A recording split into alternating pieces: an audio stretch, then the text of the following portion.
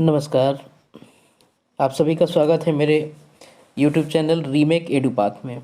आज मैं आपके सामने Bihar DElEd joint entrance test 2023 की वीडियो के साथ उपस्थित हूँ। इस वीडियो में हम इस एंट्रेंस टेस्ट 2023 के फुल सिलेबस के बारे में डिस्कस करेंगे और साथ ही साथ कुछ नोटिफिकेशंस के जो मेन पॉइंट्स हैं उस मेन पॉइंट्स को भी हम डिस्कस करेंगे। हम सब जानते हैं कि ये जो ज्वाइंट एंट्रेंस टेस्ट है इसका रजिस्ट्रेशन जो है इस यूआरएल के माध्यम से हो रहा है, यानी इस वेबसाइट पे जाके हम विजिट करके हम उसका एंट्रेंस टेस्ट का रजिस्ट्रेशन करा लेंगे।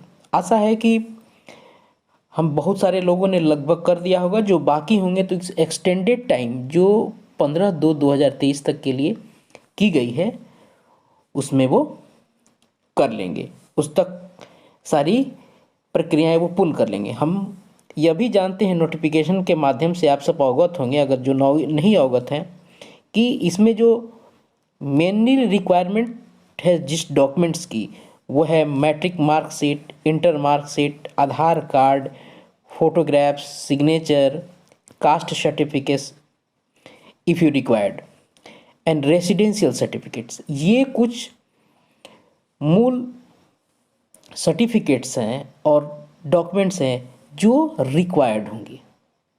तो आइए वीडियो शुरू करते हैं और इसके फुल सिलेबस को डिस्कस करते हैं और आप तक पहुंचाते हैं। और जो इस नोटिफिकेशन में जो मेन पॉइंट्स है उस मेन पॉइंट्स को भी हम डिस्कस करेंगे। तो आइए वीडियो शुरू करते हैं। और उससे पहले आपसे आग्रह है कि यदि आप इस चैनल पर नए हैं तो प्लीज़ इस चैनल को सब्सक्राइब कीजिए। अगर आपको वीडियो पसंद आता है तो वीडियो को प्लीज़ लाइक कीजिए और आगे शेयर कीजिए।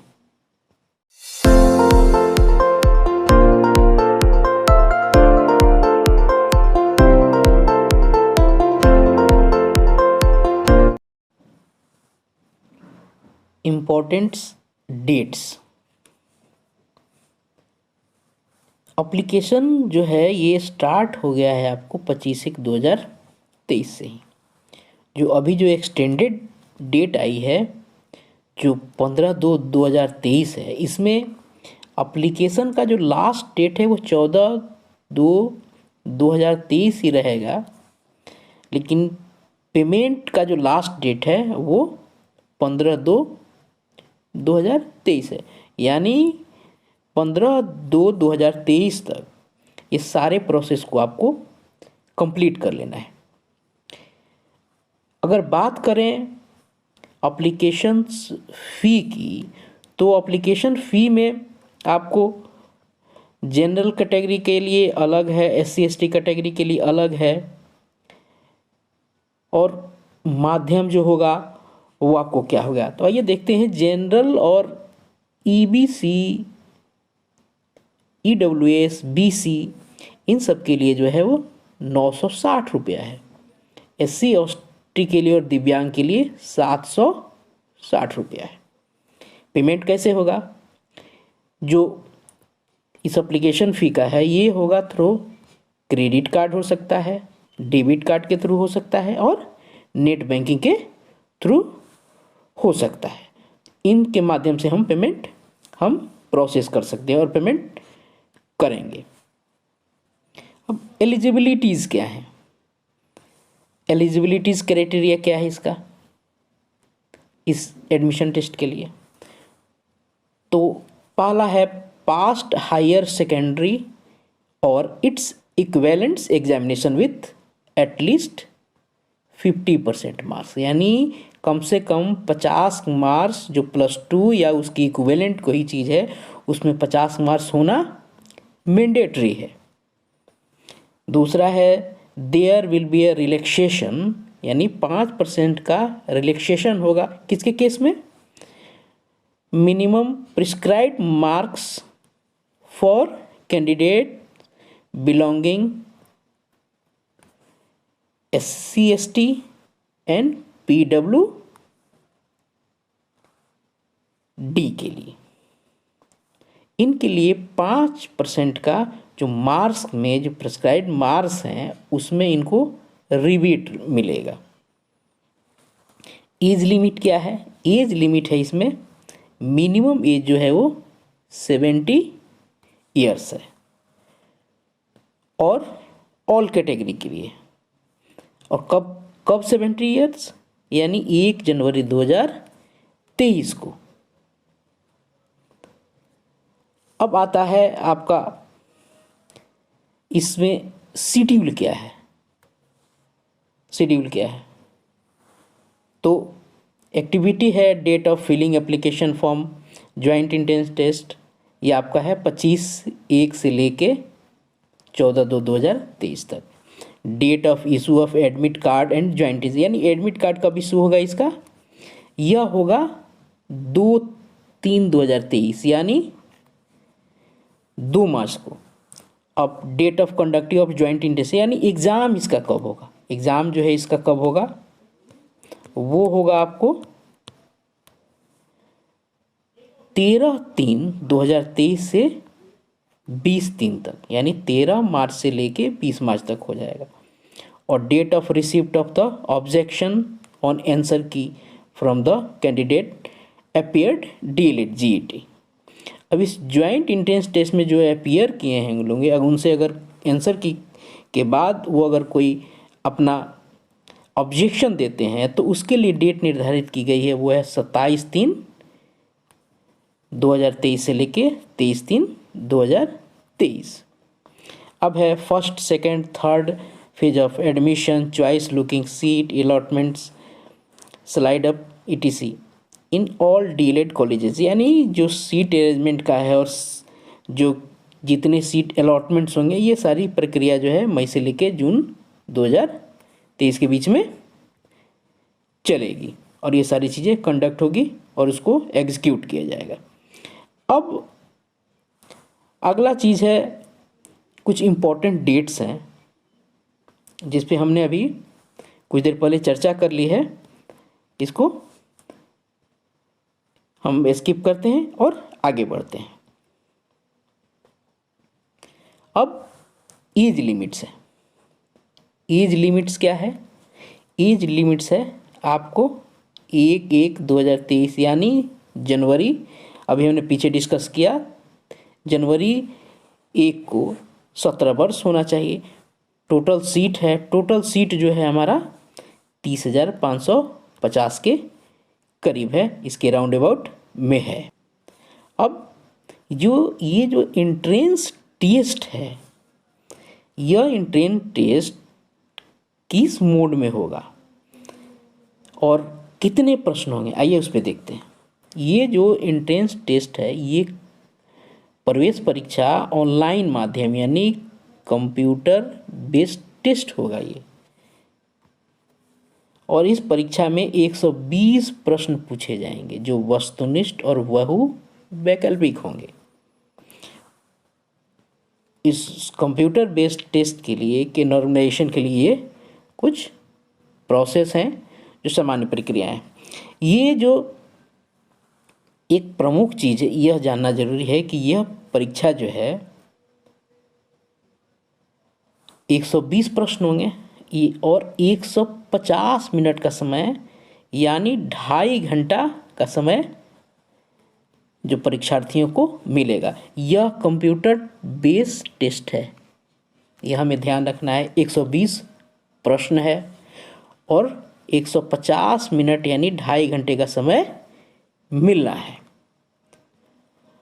अब आगे चलते हैं और आगे देखते हैं, हम यहाँ देखते हैं कि ये प्रवेश परीक्षा का जो पैटर्न है, जो सिलेबस डिसाइड किया गया है वो कैसे है, किस विषय में कितने प्रश्नों की संख्या रहेगी और कितने उसके लिए निर्धारित अंक हैं।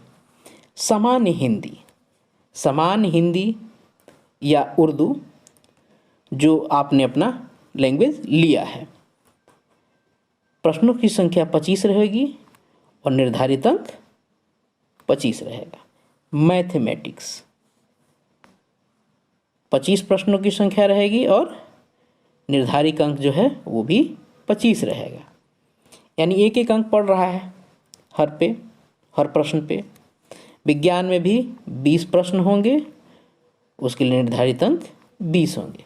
सामाजिक अध्ययन सोशल स्टडी प्रश्न की संख्या 20, निर्धारित अंक 20।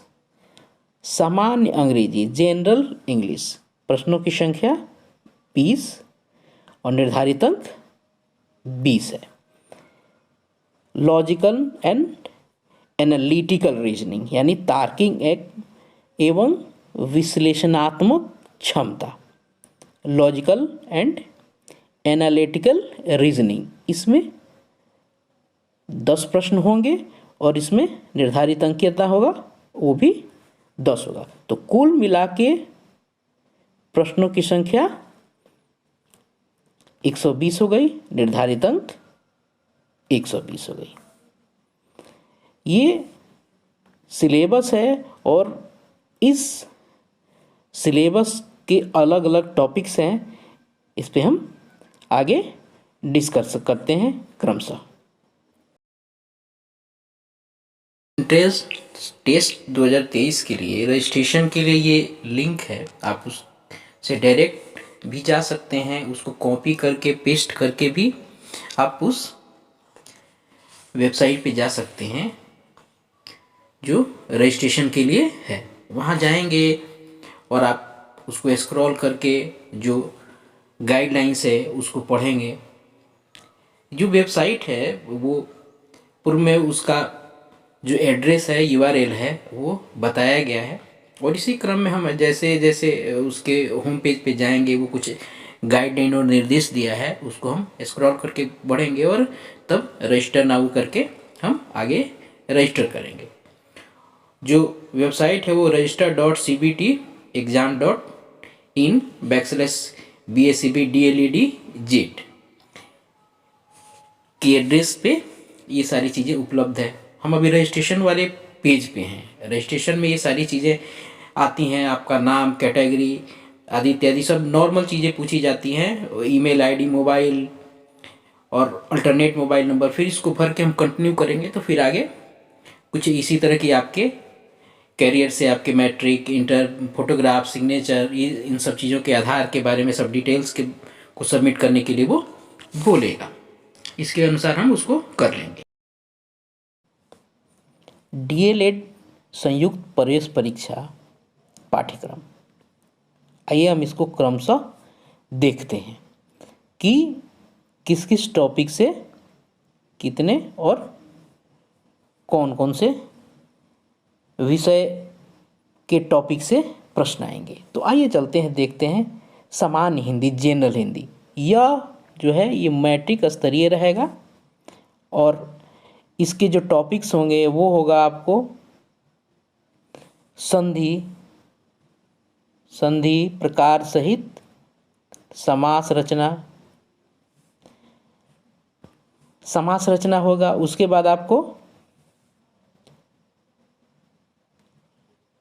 संक्षेपण रहेगा, अनेक तरह के गद्य वचनों के संक्षेपण से संबद्ध प्रश्न होंगे। पारिभाषिक एवं तकनीकी शब्द होगा। उदाहरित विषयों के व्यवहारित शब्दों से ऐसे शब्दों की पहचान, मुहावरे, लोकोक्तियाँ, वाक्य प्रयोग, वाक्य शुद्धि, पदबंध, वाच्य एवं उनके भेद, वाक्य प्रकार, ये टॉपिक्स हिंदी से के व्याकरण से होंगे जिसको हमें देखना है। साहित्य शास्त्र, शब्द शक्ति, व्यंजना, अलंकार, अर्थांग अलंकार, उपमा, रूपक, विरुद्धाभास, छंद प्रमुख, उत्प्रेक्षा, वार्णिक छंद, काव्य गुण, रस आदि, इन सब को हमको देखना होगा हिंदी के टॉपिक्स में। अब आते हैं सामान्य अंग्रेजी में, मैट्रिक स्तरीय अभी होगा। ग्रामेटिकल टर्म्स एंड स्ट्रक्चर क्या है, ये होगा आपको reinforcement of terms like sequence of tense, उसके connected speech, reported speech in extended text, use of non finitive passive voice यानी वॉइस नरेशन टेंस, ये तो सामान्य चीज़ें पूछी ही जाती हैं हर परीक्षाओं में, इससे संबंधित प्रश्न आते हैं। पंक्चुएशन मार्क्स, उसमें सारी चीज़ों को हमें देख लें, semi colon, colon, dash, hyphen, ये यानी जो भी पंक्चुएशन मार्क्स होते हैं उन सबको देखना है। जब ब्रैकेट्स कहाँ लगेगा, कहाँ हाइफन लगेगा, इन सभी चीज़ों को देखना होता है, आपको देखना होगा। प्रीपोजिशन, उसके बाद है सिंथेसिस यूजिंग कोहेसिव डिवाइस, और इन सब के द्वारा हम अपने अंग्रेजी की, अपने इंग्लिश की जो तैयारी है वो हम करेंगे। आगे है इसमें फ्रेज, अब phrase items including phrasal verb, prepositional phrases, इन सब चीज़ों को यही मुहावरा और लोकोक्तियाँ जो हुई वो जो हिंदी शब्द में उसको बताया गया था, यहाँ अंग्रेजी में इसको इस तरह से बताया गया। तो ये मुहावरे और लोकोक्तियाँ यस इसमें भी देखना पड़ेगा। उसके बाद एक क्लॉजेज हैं, कंडीशनल क्लॉजेज हैं, सब्जेक्ट वर्ब एग्रीमेंट यानी सिंटेक्स, इन सब चीज़ों को अगर ये देखा जाए तो आपको पार्ट्स ऑफ स्पीच भी आप जो देख लेंगे, टेंस, नरेशंस, वॉइस, इन सब चीज़ों को देखना पड़ेगा, सिंटेक्स को देखना पड़ेगा। अब है मैथ में,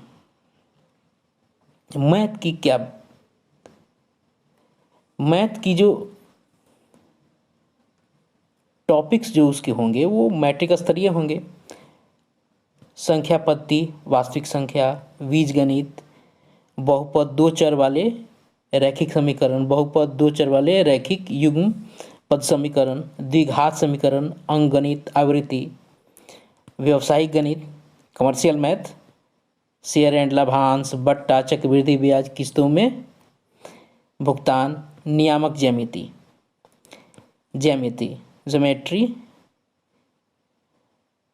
ज्यामितिक रेखाएं, कोण, त्रिभुज, चतुर्भुज, क्षेत्रफल, वृत्त, बनावट, त्रिभुज, वृत्त, इन सब की बनावट, इन सब के बारे में और इनके फॉर्मूलाज हमको ध्यान रहना चाहिए। अब क्षेत्रमिति में आपको ट्रिग्नोमेट्री में आपको क्षेत्रफल, पृष्ठ क्षेत्रफल, समतल क्षेत्र के क्षेत्रफल, पृष्ठों का क्षेत्रफल और आयतन, इनको देखना हमको होगा। उसके बाद ही स्टैटिक्स, सांख्यिकी सहायक पाठ से रिलेटेड, जो सांख्यिकी से रिलेटेड पार्ट्स हैं उसको हमको देख लेना है। मध्य माध्यिका, बहुलक, इन सब चीज़ों को हमें देख लेना है। अब आता है आपको ट्रिग्नोमेट्री। अब ट्रिग्नोमेट्री में त्रिकोणीय अनुपात और त्रिकोणमितीय तादात्म्य को हमें यहाँ देखना है।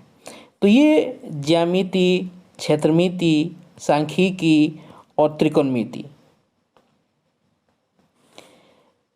इन सब चीज़ों को हमें मैथ में, इन सारे सब्जेक्ट्स जो मैथ के सब्जेक्ट्स हैं, इन टॉपिक्स को हमें देख लेना है। अब देखते हैं विज्ञान में क्या है। विज्ञान में है आपको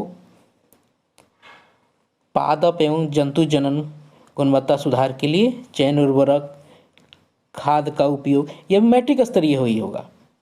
वाष्पीकरण, ऊष्मा का अवशोषण, ये जो विज्ञान का जो टॉपिक्स होगा ये भी मैट्रिक स्तरीय ही हो गया, ये भी मैट्रिक स्तरीय ही होगा। उसके बाद ठोस, द्रव, गैस की विशिष्टता,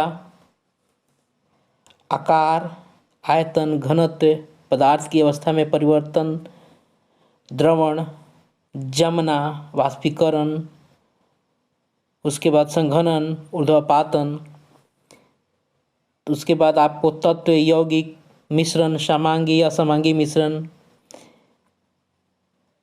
कोलवाइड्स, निलंबन, मूल इकाई, अणु और परमाणु, स्थिर अनुपात का नियमन, आणविक और परमाणिक संहितियाँ, मोल की अवधारणाएं, कण संहिति, उसके बाद कुछ समान यौगिकों के रासायनिक सूत्र, परमाणु सूक्ष्मतम कणों, इलेक्ट्रॉन, प्रोटॉन और न्यूट्रॉन से बनते हैं, समस्थानिक, समभारिक, इन सब चीज़ों को हमें देखना है।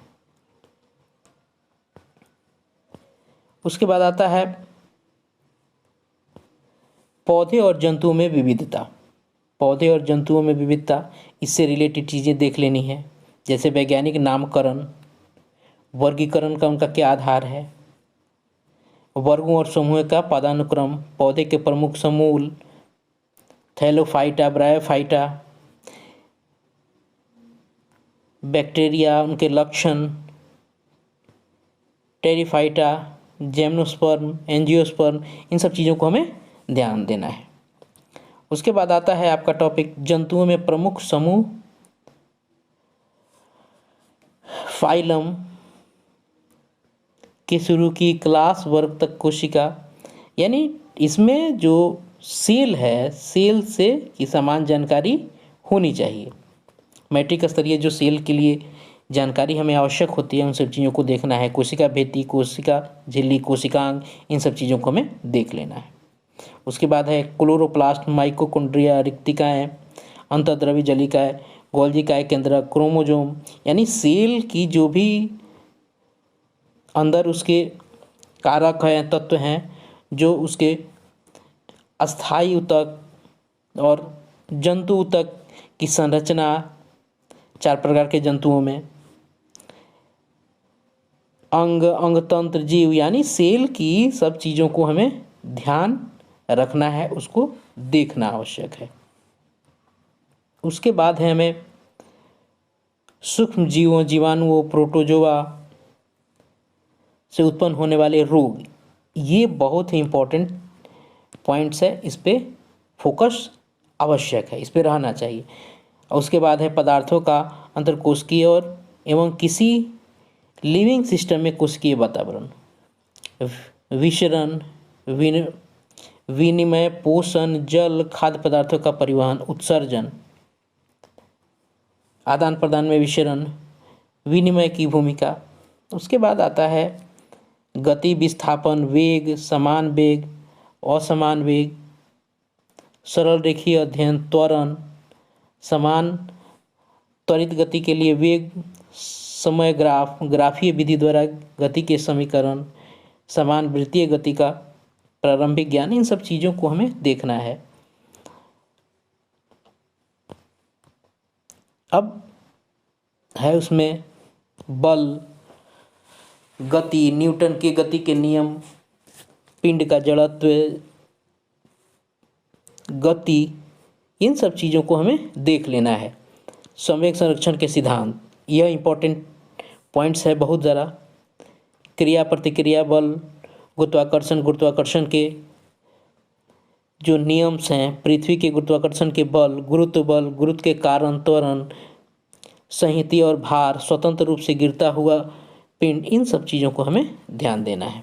अब उसके बाद है कार्य, ऊर्जा, शक्ति, तैरती हुई वस्तुओं के दबाव, प्रणोद, आर्किमिडीज के सिद्धांत, उत्प्लावन बल, आपेक्षिक घनत्व का प्रारंभिक ज्ञान, इन सब चीज़ों पे हमें ध्यान देते चलना है। अब है कि ध्वनि की प्रकृति, इसका विभिन्न माध्यम में अभिगमन, ध्वनि वेग, मानव के सुनने का दायरा, पराध्वनि, अल्ट्रासाउंड, ध्वनि का आकर्षण, यानी ध्वनि से की प्रकृति और उसके बारे में हमको देखना है। अब उसके बाद आता है प्राकृतिक संसाधन, प्रकृति में संतुलन, भौतिक संसाधन क्या है और मानव संसाधन क्या होगा, रासायनिक संसाधन क्या है, इन सब चीज़ों को ध्यान देना है हमको।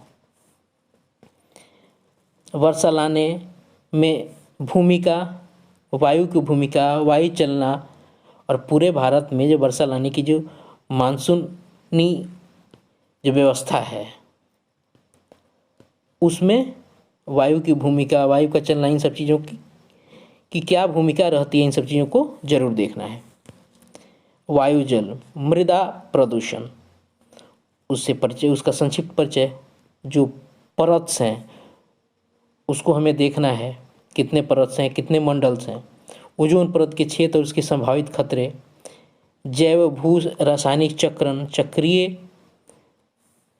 जल चक्रीय व्यवस्था को देखना है, ऑक्सीजन चक्र, कार्बन चक्र, नाइट्रोजन चक्र, इन सब चक्रीय व्यवस्था को हमें देख लेना है। अम्ल, भस्म, त्वरण, लवण, सामान्य गुण और उसके उदाहरण को हम देख लेंगे। धातु कर्मीय प्रक्रिया, धात्विक समान वस्तुओं के रासायनिक बंधन आबंध का समान ज्ञान, कार्बन के यौगिक रासायनिक आबंध और समान ज्ञान, अल्कोहलिक कार्बोक्सिलिक एसिड, इन सब चीज़ के बारे में हम देखते चलेंगे। तत्वों के वर्गीकरण के ऐतिहासिक पृष्ठभूमि, मेंडलीफ की आवर्त तालिका, इन चीज़ों को हम देखेंगे। हमारा पर्यावरण, उसके बाद है सजीव को परिभाषित करें, जंतुओं में पोषण, श्वसन, परिवहन, उत्सर्जन, मौलिक जो बातें उसको देखना है। HIV एड्स, गर्भवती महिलाओं के स्वास्थ्य, इन सब से संबंधित चीज़ों को हमें देखना, और मानसिक की जैव विकास, इन चैप्टर को हम देख लेंगे। उसके बाद विद्युत परिपथ, चुंबक, अभिसरित और अपसरित प्रकाश, इन सब चीज़ों को हमको प्राकृतिक संसाधन की सारी व्यवस्था को हम देखते चलेंगे और उसको संज्ञान में रखेंगे, ध्यान में रखेंगे, उसको हम इस टॉपिक्स को हम पढ़ेंगे। इसमें है जो दर्पण्स हैं, उन दर्पण्स का के प्रतिबिंब का बनना, उसकी बनावट को, उसके फोकस को, उसके केंद्र को, उसके अक्ष को, इन सब चीज़ों को हमको देखते चलना है। मानव आँख की बनावट को देख लेंगे, उसके लेंस के कार्य को देखेंगे, उसकी समस्याएं को देखेंगे, उसको निवारण को भी हम जानेंगे। अब है उसके बाद ऊर्जा के स्रोत। ऊर्जा के स्रोत क्या क्या हैं? सौर ऊर्जा है, बायोगैस है, जल है, ज्वारीय ऊर्जा है, नाभिकीय ऊर्जा है, इनके बारे में हमको देखना है। नवीकरणीय और अनवीकरणीय स्रोतों को भी हमको देखते चलना है। अब आते हैं सामाजिक अध्ययन पे, यानी सोशल स्टडी के टॉपिक्स पे। ये भी मैट्रिक स्तरीय ही रहेगा। भौगोलिक खोज, अमेरिकी स्वतंत्रता संग्राम, फ्रांस की क्रांति, नाजीवाद, हिटलर, प्रथम विश्व युद्ध और द्वितीय विश्व युद्ध, आदिवासी समाज, उपनिवेशवाद, आदिवासी समाज के में उपनिवेशवाद के विरुद्ध गोलबंदी, बिरसा मुंडा। ये जो बिरसा मुंडा है, चुआड़, तिलका मांझी, बसरा, ये जो आंदोलन जो हुए थे स्थानीय आयोग, जो ये आंदोलन से ये बहुत प्रमुख होता है, इससे प्रश्न आना ही होता है। उसके बाद है आपको कृषि है, कृषि से संबंधित चैप्टर्स हैं, उनसे प्रश्न होंगे। कृषि और खेती और समाज वर्तमान समय में ग्रामीण अर्थव्यवस्था में परिवर्तन, संदर्भ, गन्ना, गेहूँ, लीची, संयुक्त राज्य अमेरिका और उसके वहाँ की खेती, गेहूँ, कपास इत्यादि से चीज़ों को। राष्ट्रसंघ के प्रयास, इसकी स्थापना, इसकी विफलता, संयुक्त राष्ट्र संघ के बारे में डिटेल देख लेना आवश्यक है। यूरोप में राष्ट्रवाद, यूरोप के राष्ट्रवाद को, समाजवाद, साम्यवाद, 1917 के बोल्शेविक क्रांति को हमें देखते ना, ये इंटरनेशनल आंदोलन है। ये हिंद चीन में राष्ट्रवादी आंदोलन, भारत में राष्ट्रवाद, ये जो चीज़ है, ये जो आधुनिक भारत की इतिहास है, इसमें ये सारी चीज़ों को देखता है। जो भी राष्ट्रीय आंदोलन है हमारे, ये स्वतंत्रता आंदोलन से सारी चीज़ों को देखते हमको चलना है और इस पर विशेष फोकस देना है। इससे प्रश्न बिल्कुल संभावित है। उसके बाद है अपना इकोनॉमिक्स से, अर्थव्यवस्था में आजीविका, औद्योगिकरण 1850 से 1950 तक, शहरीकरण, शहरी जीवन, व्यापार और भूमंडलीकरण, प्रेस संस्कृति और राष्ट्रवाद, 19वीं सदी में भारत में प्रेस का विकास, प्रिंट संस्कृति, आम बहस, राजनीतिक संबंध, स्थिति और विस्तार, विश्व मानचित्र पर भारत की स्थिति, भारत का भौगोलिक विस्तार। यह बहुत इम्पोर्टेंट चैप्टर है जिसको हमें देखना अवश्य है। और इसको देखना तो सभी को है, लेकिन इसको थोड़ा मैन्युटली हम देखेंगे और आप इस पर विशेष फोकस कीजिएगा। अपवाह स्वरूप, अपवाह तंत्र, नदियाँ, जलाशय, मानव सभ्यताओं के जीवन रेखा के रूप में नदियाँ, इन सब चीज़ों को हम देखते चलेंगे। प्रदूषण की रोकथाम उपाय, मानव जीवन का प्रभाव, नदियों का संरक्षण, ये इस टॉपिक के अंतर्गत आने वाले चीज़ें हैं। भारतीय जलवायु को प्रभावित करने वाले कारक, इसको ध्यान रखें। प्राकृतिक वनस्पति, वन्य प्राणी वनस्पतियों के प्रकार, महत्व, वितरण, इन सब चीज़ों को हम देख लेंगे और विशेष फोकस देंगे चीज़ों पर। अब है इसमें जनसंख्या, जनसंख्या का आधार, घनत्व, वितरण, जनसंख्या परिवर्तन को निर्धारित एवं प्रभावित करने वाले कारक, वृद्धि, प्रजनन, शिक्षा, स्वास्थ्य सुविधाएं, राष्ट्रीय जनसंख्या नीति, जनसंख्या वृद्धि के दुष्प्रभाव। अब आता है भारत के पड़ोसी, उन देश की स्थिति, उसके विस्तार, उसके संक्षिप्त परिचय। जैसे भारतीय जो उसके पड़ोसी हैं, नेपाल, भूटान, बांग्लादेश, श्रीलंका एवं पाकिस्तान। जलवायु की विशेषताएं, उनके धंधे, उनके उद्योग, खनिज उद्योग, धंधों में अर्थव्यवस्था का प्रभाव, इससे संबंधित चीज़ें रहेंगी। मानचित्र का अध्ययन, ये बहुत इंपॉर्टेंट चीज़ है, इसको जरूर देखना है।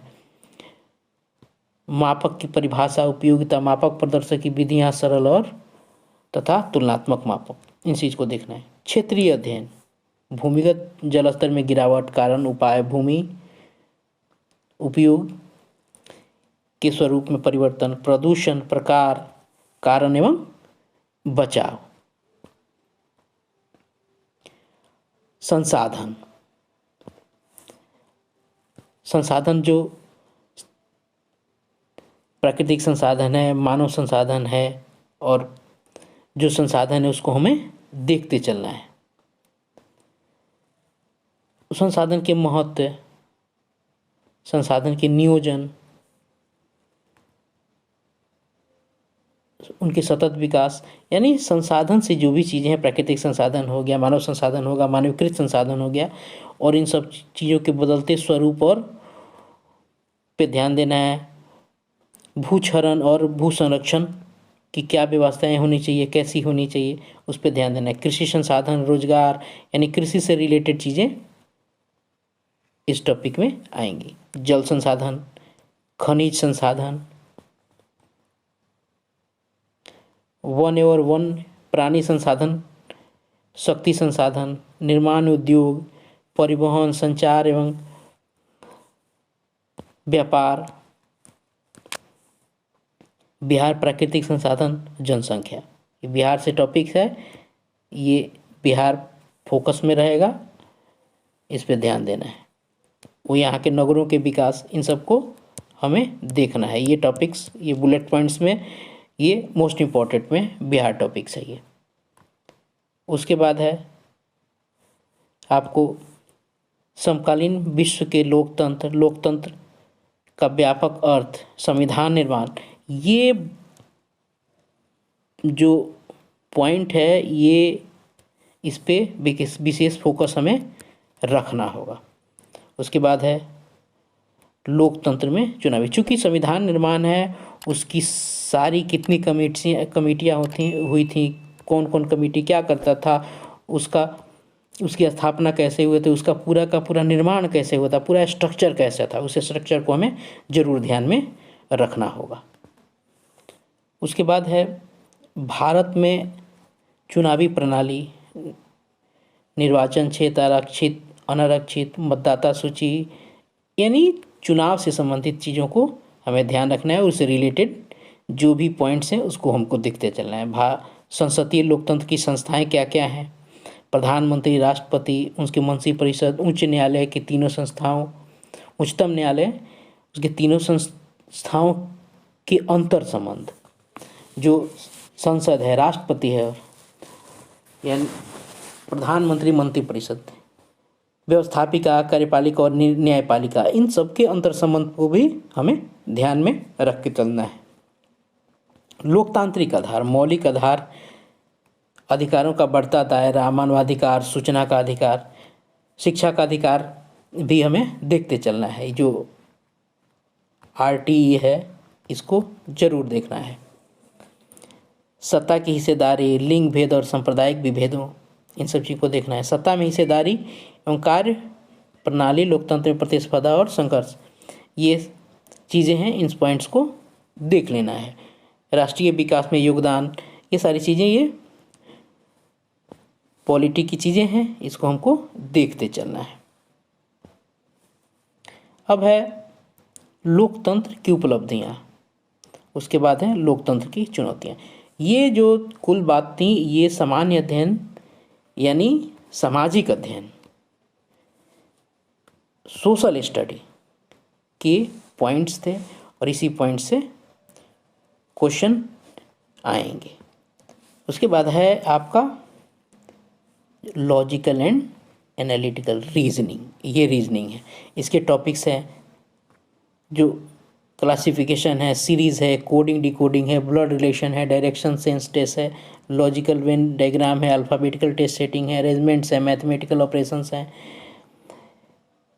ये इन रीजनिंग से रिलेटेड ये टॉपिक्स हैं। Number, ranking, time, sequence test, ये इन सब चीज़ों को हमें देखना है। और ये जो रीजनिंग्स हैं, ये टॉपिक्स हैं, इन सबको हमको ध्यान देते चलना है। ये सामान्य रीजनिंग के टॉपिक्स होते हैं और इन सब चीज़ों को हम तैयार कर लेंगे और इस चीज़ को हम देख लेंगे उसके टेस्ट सीरीज से, और आगे हम इसकी पूरी तैयारी हम करेंगे। इस तरह हमारी जो JET के लिए जो ये सिलेबस हैं, ये ही कुल सिलेबस टॉपिक्स जो हैं, इन्हीं से प्रश्न आएंगे और इस सब को हम एक सूक्ष्मता से देखेंगे। मैट्रिक लेवल तक सारी चीज़ें होंगी, जो भी आपके मैट्रिक लेवल तक जो चीज़ें आपने पढ़ी होंगी, जो सोशल स्टडी की चीज़ें, साइंस की चीज़ें हुई, मैथमेटिकल है और रीजनिंग से, ये तो आपके मेंटल पे डिपेंड करता है, जिसमें मैथमेटिकल कैलकुलेशंस होते हैं। वर्बल रीजनिंग्स होंगे, नॉन वर्बल रीजनिंग है जिसमें नॉन वर्बल की संख्या कम होती है, लेकिन वर्बल रीजनिंग है, इन सब चीज़ों को होगा, वो आप ज़रूर देखेंगे। ये कुल सिलेबस की बातें थी। Thank you so much.